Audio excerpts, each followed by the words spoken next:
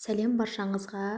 Мен сіздерге бүгін тегін мастер-класс көрсетейін деп тұрмын. Қазіргі күнде хит болып жатқан, сатылымға шығарса болатын восточный пирогтың оригинал рецептімен бөлісіп тұрмын. Соңына дейін менімен бірге көріп, маған лайк басып, коммент жазып қойыңыздар. Менің еңбегімді қолдап. Енді бастадық. Бірінші песочный тестамызды дайындап аламыз. Қантымызды бөлме температурасында тұрған, жұмсап тұрған сармайымызды, бұрыштық жұмыртқамызды салып, венчиктің көмегімен жақсылап біркелкі болғанша араластырып аламыз. Қанты ерігенше. Негізі ірілеу емес, майдалау қант істеткен дұрыстау. Енді ұнға алдын ала разрыхлитель салып алған. Бұл жерде 200 грамм ұн. Қолымызбен жақсылап қамыр илеуді бастаймыз. Бізде бұл жерде жұмсақ, қолға жабыспайтын эластичный песочный тесто шығу керек. Кішкене ұн жетпей баратса, кішкене тағы 20 граммдай қосып жібердім. Осымен біздің қамырымыз болып қалды, уже дайын болды. Енді көріп тұрсыздар ғой, осындай жұмсақ әдемі қамыр болады бізде. Жұмыс жасау оп-оңай, формаға да жайылу оп-оңай болады. Енді пакетке салып жарты сағат қойып қоямыз, немесе сразу жасай берсеңіздер болады.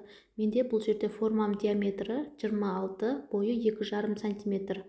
Диаметр 26. Енді жаңағы қазір осы қамырды жайып, осы формаға төсеп алатын боламыз. Енді мына жерде бізде алдын ала жуып алған жаңғақпен мейіздерді 2-3 бөлікке бөліп алғанмын. Сіздер тағы да курага қоссаңыздар да болады. Мен осы Три желанияның 8,5% майлылығы осындай қою сгущенка қолданамын. Негізі егер бұл болмаса, Рогачев немесе Деповский фирмасының российский сгущенкаларын қолдансаңыздар болады. Енді қалпымызға жаңағы қамырымызды жайғастырып аламыз. Жақсылап әдемілеп жайып, барлық жеріне бірдей етіп, өте жұмсақ, шеттеріндегі бортиктеріне дейін жақсылап жайыңыздар. Сол кезде біздің пирогымыз пісіп шыққан кезде шеттері әдемі болып шығады. Енді жаңғағымыздың жарымын төсеп, осылай жайып сабылатын боламыз. Мейізіміздің барлығын саламыз. Қалған жаңғақты тағы да үстіне бір тегіс сеуіп шығамыз. Міне біздің осымен начинкамыз дайын. Енді бір тегістетіп барлық жеріне тегізіп жайып аламыз. Ішінде начинкасы көптеу болса өте тәтті әрі дәмді болып шығады. Енді жаңғағы сгущенкамыздың барлығын құйып алатын боламыз.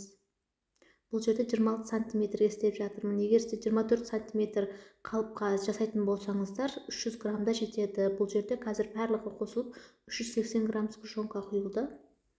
Міне енді жарты сағатқа пісіріп аламыз. Тез пісіп шығады. Беттері қызарып, біздің пирогымыз пісіп шықты. Міне осылай беті қызарып әдемі болып шығады. Егер жаңағы мен айтқан сгущенкаларды таппасаңыздар, басқа сгущенкамен істейтін болсаңыздар, осылай қызармауы мүмкін. Ортасы ағып кеткен, қатпай қалуы да мүмкін. Сондықтан жаңағы сіздерге айтып өткен сгущенкалар қолданып көріңіздер.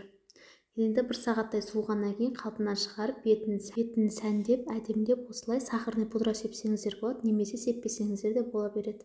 Біздің пирогымыз дайын. Сіздерге ішін кесіп көрсетейін, қараңыздар.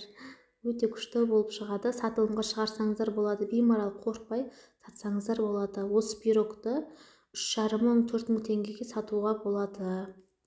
Егер микс пирог қып, әртүрлі қып сататын болсаңыздар, 4,5-5 теңгеге беймарал сата аласыздар. Өздеріңіздің бизнестеріңізді ашсаңыздар болады. Маған парақшама тіркеліп кетіңіздер. Менде көптеген рецептілер бар. Алдағы уақытта тағы да сіздерге күшті оп-оңай рецепттермен бөлісіп өтемін. Сау болыңыздар.